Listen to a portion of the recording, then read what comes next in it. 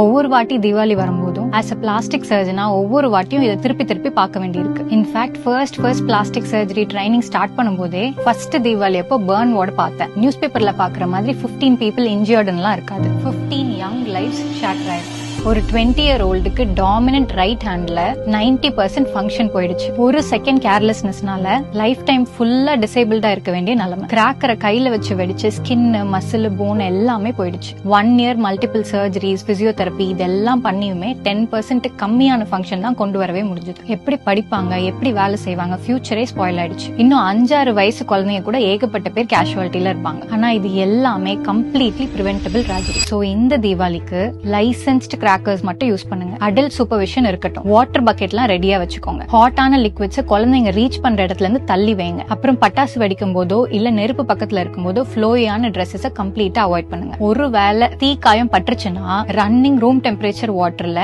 நல்லா வாஷ் பண்ணுங்க. Ice, tooth paste, அரிசி மாவு, இங்க், ஆயில் இந்த மாதிரி எதையும் அப்ளை பண்ணாதீங்க. இமீடியட்டா ஹாஸ்பிட்டலுக்கு கூட்டிட்டு போங்க. நான் அந்த பேஷண்ட்ஸோட பெயினையும் பார்த்திருக்கேன், அந்த ஃபேமிலிஸோட ஹெல்ப்லெஸ்னஸையும் பார்த்திருக்கேன். எப்பவுமே சேஃப்டி ஃபர்ஸ்ட், செலிப்ரேஷன் செகண்ட். இந்த ரீல நீங்க கேர் பண்ற எல்லாருக்கும் மறக்காம ஒரு அவேர்னஸா சென்ட் பண்ணுங்க. Have a safe and happy Diwali.